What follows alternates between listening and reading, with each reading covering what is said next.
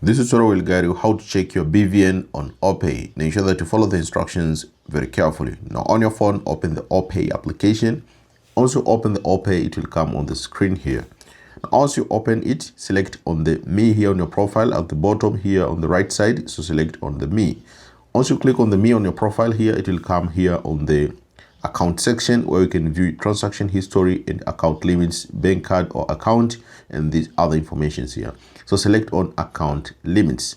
Now also select on account limits. It will come on the page here which will view all your account limits. You can also select here on the linked ID. Now also click on the linked ID here which shows BVN and national identification number, which is NIN. So click here on the linked ID. Also select on the linked ID to show all your details for the linked ID, including ID type, which is BVN, and ID type national identification number.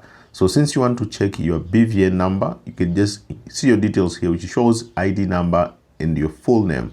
So that's how you can check your BVN on the Opay application. It's very easy. Thank you so much for watching this video and see you next time.